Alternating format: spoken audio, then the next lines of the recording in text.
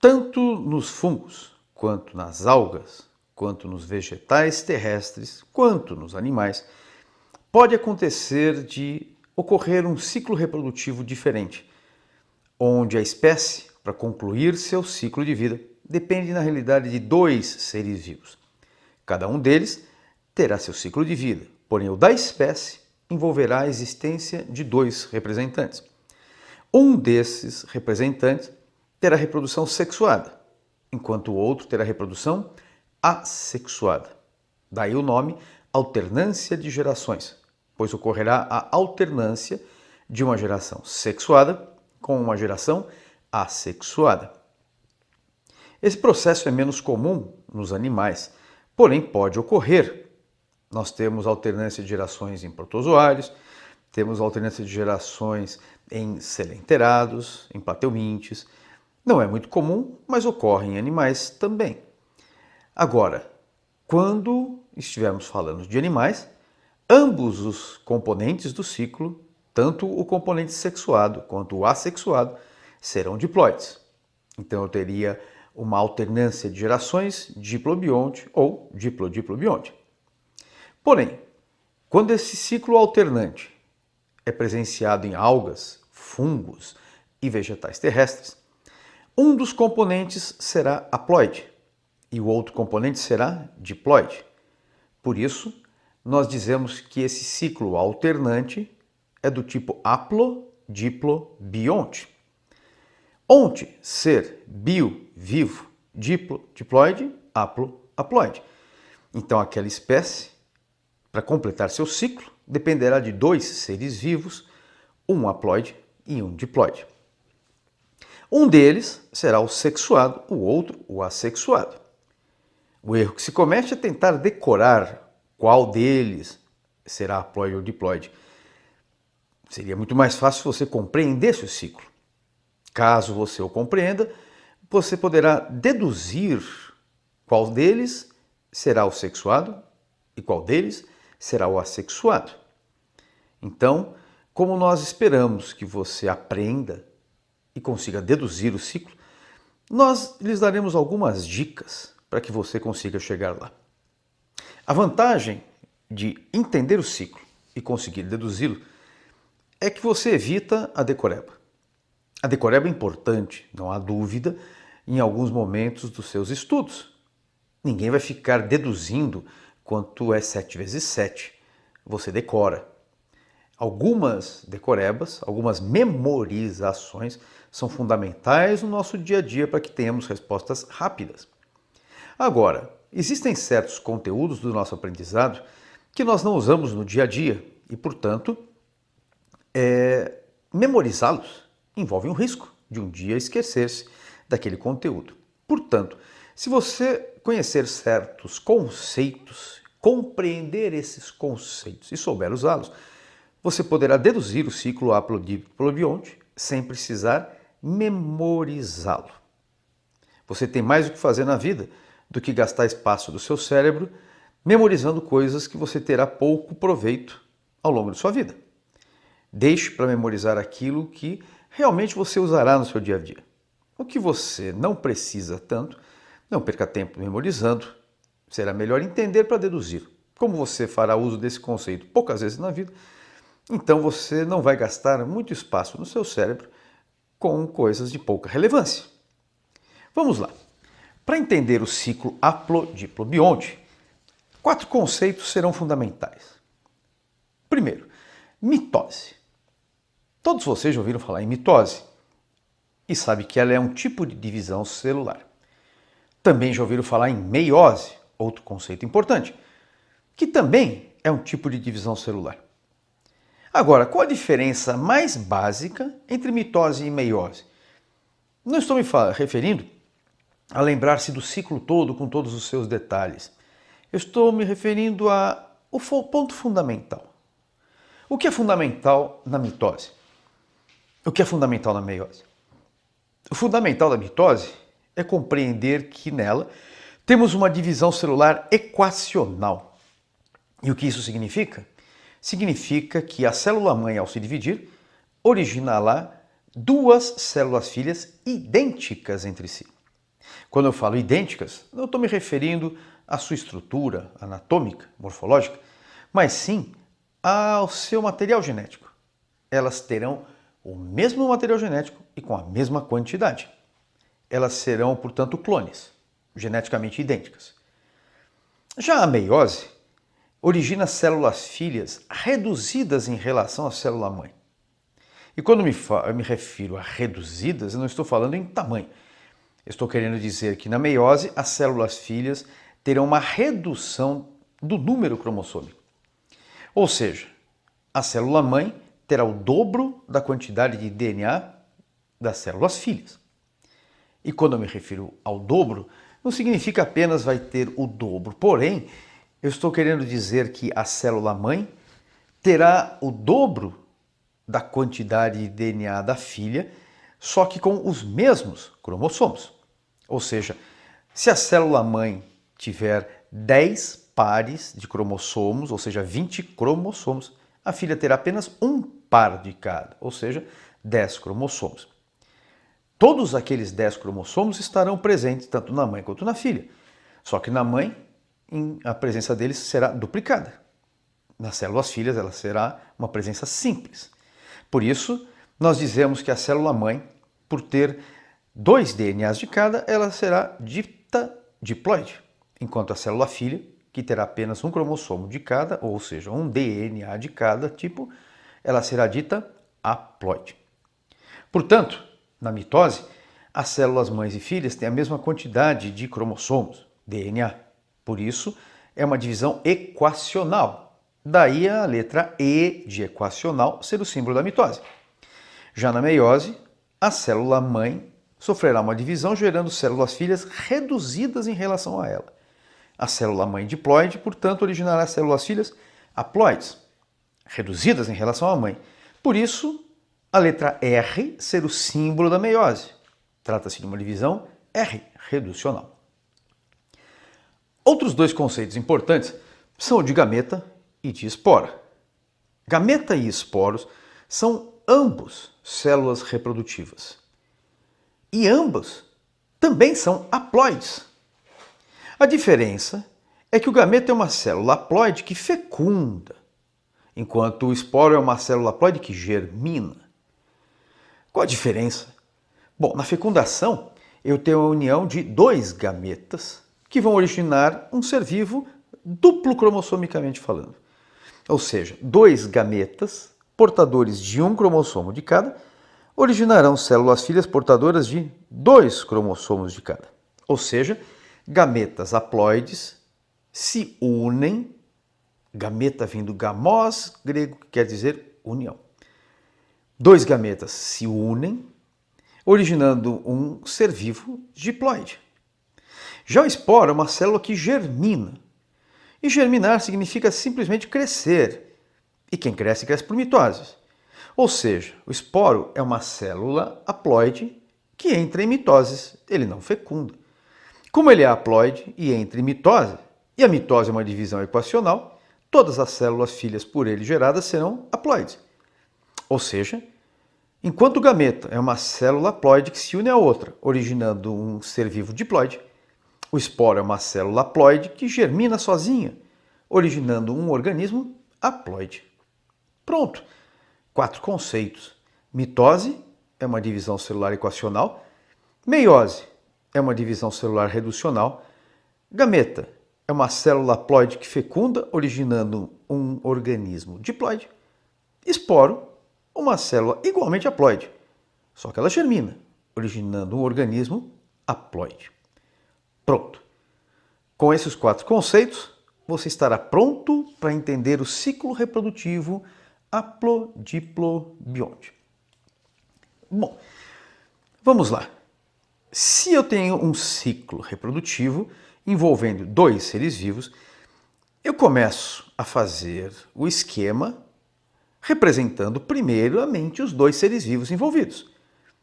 Como é um ciclo haplodiplobionte, um desses seres vivos é diploide e o outro é haploide.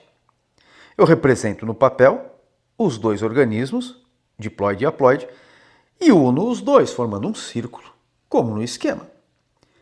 Nesse esquema, eu tenho um ser vivo diploide originando o ser haploide e o ser haploide originando o ser diploide. Pronto. Nesse primeiro momento, você não sabe qual deles é sexuado, qual deles é assexuado, mas você já pode ver que eles estão se alternando. Num momento seguinte, num passo seguinte, você vai perceber que para que o organismo diploide origine um haploide, deverá haver uma redução cromossômica. Logo, o organismo diploide, para originar o organismo haploide, deverá sofrer uma redução cromossômica, ou seja, uma meiose. Olha aí, o organismo diploide, por meiose, origina o organismo haploide. Já o organismo haploide deverá originar um diploide. Como ele pode fazer isso? A resposta é simples. O organismo haploide produzirá um gameta, que será fecundado pelo outro organismo haploide. Ou seja, dois organismos haploides unirão seus gametas para formar o diploide. Logo, enquanto o organismo diploide, por meiose, origina o haploide, o organismo haploide, por fecundação, origina o organismo diploide. Pronto. Esse é o passo seguinte. Um deles origina o outro assexuadamente e o outro origina o um sexuadamente. Opa, como é que é? Olha, um deles, olha para o esquema, origina o outro sozinho, sem interferência de mais ninguém. Por meiose, produz uma célula que vai originar o haploide. Já o haploide, sozinho, não consegue originar um organismo diploide. Ele tem que produzir um gameta que se unirá a outro gameta no processo de fecundação. Com isso, forma-se um ser vivo diploide. Olhe para esse esquema. No meio dele você percebe que a meiose está reduzindo o número cromossômico e a fecundação está aumentando o número cromossômico. Ou seja, a meiose se opõe à fecundação, a fecundação se opõe à meiose. A meiose reduz o número cromossômico, a fecundação aumenta o número cromossômico. A meiose reduz a metade, a fecundação duplica. Entendido? Então, eu teria um organismo haploide fêmea e um organismo haploide macho. Um produzirá o gameta masculino, o outro produzirá o gameta feminino. Nesse momento, não importa saber o nome dos gametas. Se fossem animais, eu diria espermatozoide e óvulo, mas é vegetal e os nomes são outros. Nesse momento, não importa. A fecundação originará, portanto, um ser vivo diploide. Essa é a segunda parte do ciclo, uma segunda etapa. Na próxima etapa, o que nós vemos? Os gametas aparecendo.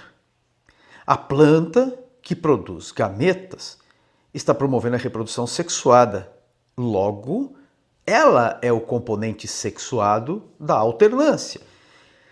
Se aquela planta N, haploide, que está fazendo a fecundação, é o componente sexuado, então o outro, o diploide, obviamente, vai ser o componente assexuado. A planta que faz gametas, a planta que é sexuada, receberá, portanto, o nome de gametófito. Por que esse nome? Fácil. Fita é planta, gameta é gameta. Ou seja, o gametófito é a planta que produz o gameta. Eu falo gametófito, mas eu poderia falar gametófita. Fita, planta, gameta, gameta. Então a planta haploide, representada no desenho, por produzir gametas, é o componente sexuado e seu nome é gametófito. Agora, imagina como é que vai se chamar a outra planta. Se a que faz gameta é gametófito, a que está no lado oposto, no extremo oposto, irá produzir os esporos, portanto será chamada de, adivinhe? Isso mesmo, esporófito. Olha só, o gametófito por fecundação origina o esporófito. Mas o esporófito nasce da fecundação e logo após a fecundação surge uma primeira célula diploide antes de formar a planta inteira. Essa primeira célulazinha diploide que vem da fecundação nós chamamos de zigoto. Então, olhe lá, gametas haploides fecundam formando um zigoto diploide. Esse cresce, formando esporófito. Esporófito esse que, por meiose, produzirá os esporos haploides, que germinarão formando o gametófito. O ciclo está fechado. Esse é o ciclo por alternância de geração dos vegetais e que também pode ser visto um equivalente nas algas e nos fungos. Então vamos lá?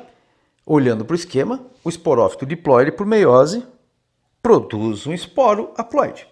Esse germina formando o gametófito. 2 gametófitos, fazendo gametas, masculino e feminino, vão promover uma fecundação e dessa nascerá o zigoto diploide. Esse zigoto diploide se desenvolve formando o esporófito, fechando o ciclo. Então, para o esporófito originar o gametófito, eu preciso de uma meiose. Para o gametófito gerar o esporófito, eu preciso de uma fecundação. Gametófitos produzem gametas, esporófitos produzem esporos. Para darmos mais um passo à frente, não é o último, mas é suficiente para essa aula, nós temos que entender que o esporófito produzirá esporos numa urna, num vaso, num angeion. Esse vaso vai se chamar esporângio, esporoangeion, vaso dos esporos. Então, no esporófito, eu terei uma estrutura chamada esporângio, produtor de esporos.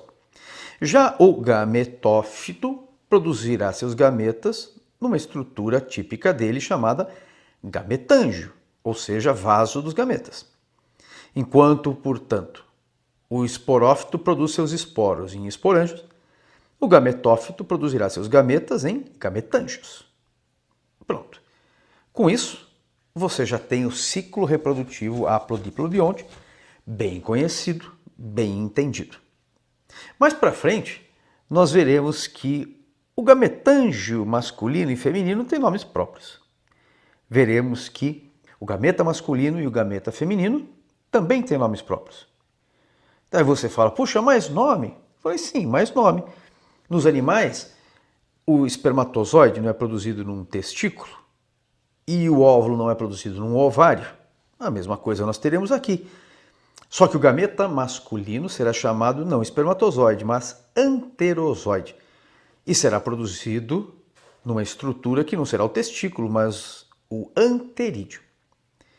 Já o gameta feminino, oosfera e não óvulo, será produzido numa estrutura que não será o ovário, mas sim o arquegônio.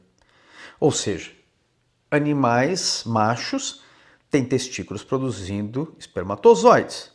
Plantas macho têm anterídeos produzindo anterozoides. Animais fêmea possuem ovários produzindo óvulos. Plantas fêmea possuem arquegônios produzindo oosfera. Pronto, não é muito diferente de vocês. Eu sei que são nomes e você se irrita com tantos nomes. Mas se você souber este ciclo do jeito que está representado, você já saberá quase tudo o que precisa saber sobre os ciclos reprodutivos. Agora nós vamos ver como esse ciclo se processa nas algas, para depois vermos este mesmo ciclo nos fungos. Quando nós nos referimos aos ciclos haplodiplobiontes das algas, aquela que nós usamos como referência é a alga do grupo das algas verdes, chamada ulva. Essa alga é bastante conhecida por estar presente em boa parte dos litorais do mundo. No Brasil, por exemplo, elas são encontradas no litoral rochoso, na região mais ou menos de marés, ou seja, bem próxima à superfície das águas, e pode ser vista muito parecida com uma alfacinha, com verde bem vivo.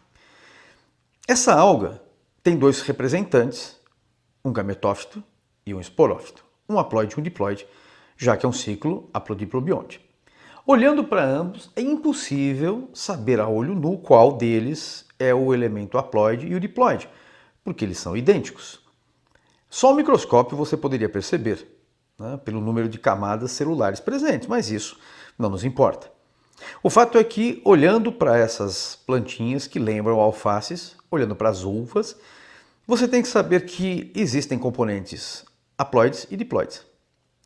Olhando para o esquema, fica fácil de perceber que a da esquerda está produzindo esporos. Olha o desenho. Enquanto a da direita está produzindo gametas. Olha o desenho. Ah, mas o esporo tem um flagelo? Também, assim como os gametas? Sim, às vezes os esporos podem ser flagelados. Então como é que eu vou saber no desenho qual é esporo e qual é gameta? Aí você vai ter que prestar atenção. Olha para o desenho. Os esporos, eles estão ligados a uma única seta, enquanto que os gametas, cada um tem a sua seta e olha, eles estão se unindo. Essa união dos dois é a fecundação. O esporo não, repare, apesar de ter dois representados, só tem uma setinha, eles não estão indo na mesma direção fazendo uma fusão. Isso quer dizer que os esporos se desenvolvem sozinhos. Já os gametas, olhando para o desenho, você vai ver que eles têm que se fundir. E após a fusão, forma-se o zigoto. Olha lá. Então, esporos são haploides e vão germinar sem fecundação. Logo, o organismo multicelular do lado direito, se vem de um esporo haploide, também será haploide. Já esse organismo da direita fez um gameta. Outro vai fazer outro gameta. Esses gametas vão se fundir. Apenas repare que eles dois são iguais. Nesse caso, não dá para saber qual é macho e qual é fêmea, porque eles são idênticos. Nós falamos em isogamia, gametas iguais, que é comum em algumas algas, mas não em todas. Após a fecundação desses dois gametas, se há uma fecundação, forma-se o zigoto. Se os gametas são haploides e houve uma fusão, o zigoto é logicamente diploide. O zigoto cresce, originando o outro ser vivo da esquerda. Olha lá, como o ser vivo da esquerda produziu esporos, eu vou chamar de esporófito. O da direita produziu gametas, então eu vou chamá-lo de gametófito. Pronto. Não, ainda não está pronto. O vestibular quer saber qual deles é haploide e qual é diploide. Opa, o da esquerda veio de fecundação, então é diploide. O da direita veio de um esporo haploide, então ele será haploide. Não é para decorar, é deduzir. O da direita veio de esporos, é haploide. O da esquerda veio de fecundação, é diploide.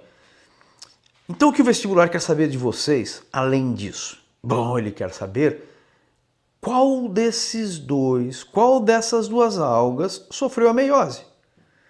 É só você fazer anotações no desenho. Olha lá, se a da esquerda veio de fecundação é diploide, então a da direita é haploide. Esporos e gametas também são haploides. Então repara, o organismo da esquerda é diploide. Originou esporos haploides. Então o número 2 representado sobre a setinha está representando a meiose. O organismo da esquerda, diploide, por meiose, número romano 2, está originando esporos haploides. Esses esporos haploides, número 3 romano, germinam, formando um organismo produtor de gametas, ou seja, formando o gametófito. O gametófito é haploide. Ele está produzindo gametas também haploide. Se um organismo haploide origina gametas haploides, ou seja, ambos são cromossomicamente iguais haploides, então 4 representa a mitose. Ou seja, nas algas e nos vegetais terrestres, o gameta vem de um organismo haploide. Logo, ele não é produzido por meiose, ele é produzido por mitose. Os gametas se unem, formando o zigoto. O que faz o zigoto? Cresce.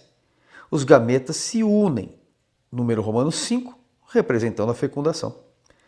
O zigoto cresce, originando agora o organismo da esquerda, diploide. Então o vestibular não quer saber onde está a mitose, porque a mitose está em todos os crescimentos. O zigoto crescendo, o esporo crescendo, o gameta sendo produzido por mitose. O vegetal quer saber, quer dizer, o vegetal não, desculpe, o vestibular quer saber cadê a meiose? Resposta, na passagem de um organismo diploide para células haploides, ou seja, a seta 2. Entendido? Esse é o ciclo reprodutivo das algas. Esse ciclo reprodutivo é o mesmo que eu encontrarei nos vegetais terrestres. Só que nesse caso, essa alga ulva não tem diferença anatômica, morfológica, entre o gametófito e o esporófito. No caso dos fungos, aquilo que nós chamamos de gametófito e esporófito correspondem, na realidade, ao micélio que se desenvolve dentro da matéria orgânica e ao corpo de frutificação que aflora da matéria orgânica. Os termos gametófito e esporófito não seriam adequados porque, na realidade, apesar de fazer gameta, o micélio não é uma fitoplanta e, apesar de produzir esporos, o corpo de frutificação não é uma fita planta. Então nós vamos apenas nos referir a gametófito e esporófito para manter o padrão. Então como é que se desenvolve o fungo?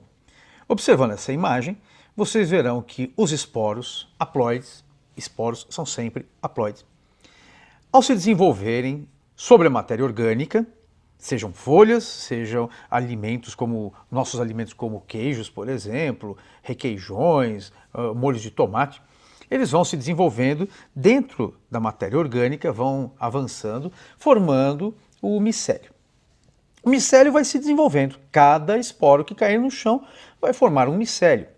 Como o esporo é haploide, dentro da matéria orgânica estará se desenvolvendo um micélio haploide. Apenas uma curiosidade, tá? As células que formam esse micélio são chamadas de hifas. Tá? Então, o micélio é o tecido, hifa é cada uma das célulazinhas. Esse micélio vai se desenvolvendo no solo. Em determinadas épocas do ano, um micélio poderá se fundir a outro micélio. O micélio que veio de um esporo poderá se fundir ao micélio vindo de outro esporo. Essa fusão será equivalente a uma fecundação. Nesse sentido, aquelas duas hifas que estão se tocando estarão agindo como se fossem gametas. Então serão hifas gaméticas. Aquele micélio que está se desenvolvendo no solo, digerindo alimento e capturando matéria orgânica, nesse momento estará promovendo uma reprodução sexuada. Logo, o micélio que se desenvolve dentro da matéria orgânica é sexuado. Ele está agindo como gameta. A fusão dessas duas hifas haploides vai gerar uma hifa diploide. Porém, ela não é diploide 2N, ela é diploide N mais N. E por que micélio N mais N? Porque o micélio que se desenvolverá a partir dessa hifa terá dois núcleos que não estarão se fundindo. Não é muito adequado falar em núcleo macho e núcleo fêmea, porque nós não temos aí uma diferenciação de espermatozoide e óvulo de macho e fêmea. Nós teremos dois núcleos que não se fundem no micélio. E eles permanecerão não fundidos na formação do corpo de frutificação. Logo, o corpo de frutificação que aflora desse micélio também será N mais N. Fica como uma curiosidade.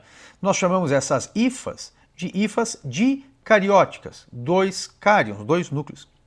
Logo, o corpo de frutificação formado é N mais N. 2N, sem problema. Na parte inferior do chapeuzinho é que serão desenvolvidos os esporos. As estruturas que vão desenvolver os esporos serão chamadas de esporângios. Tá?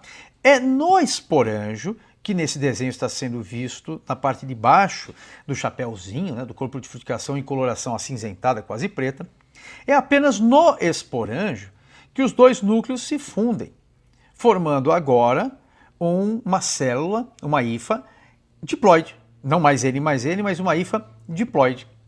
Essa hifa diploide, essa única hifa diploide, agora sofre meiose formando 4 esporos, como se pode ver no desenho.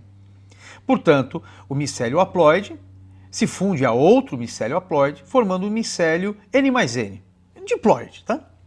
Esse micélio N mais N se desenvolve, aflora da matéria orgânica e vai formar o corpo de frutificação, seja um cogumelo, seja um mofo. Esse corpo de frutificação agora, nos seus momentos finais de desenvolvimento, terá a fusão dos núcleos das suas células N mais N, das suas hifas N mais N, formando uma hifa 2N. Essa hifa produzirá os esporos, portanto será um esporângio. E por meiose, logo, serão produzidos 4 esporos em cada esporângiozinho desse. Então, olhando nesse desenho em cinza, preto, nós vemos vários esporanginhos e cada esporângio desses produzindo 4 esporos. Esse é o ciclo haplodiplobionte observado nos fungos. Então nós temos uma fecundação no micélio, que é sexuado, e uma produção de esporos no corpo de frutificação, que é assexuado. Por isso, um ciclo haplodiplobionte. Em algas e fungos, há outros ciclos reprodutivos também menos importantes. Existe um ciclo assexuado por esporos. No ciclo assexuado por esporos, o esporo, olhe para esse desenho, o esporo, quando cair no solo, na matéria orgânica, ele vai se desenvolver formando o micélio, só que o micélio não se fundirá a outro. Ele formará um corpo de frutificação sem fecundação. Como o micélio é haploide, o corpo de frutificação será haploide e não N mais N. Como o corpo de frutificação será haploide e ele produzirá esporos também haploides, a produção de esporos será por mitose. Então esse ciclo, bastante simples e rápido, né, seria o assexuado por esporos.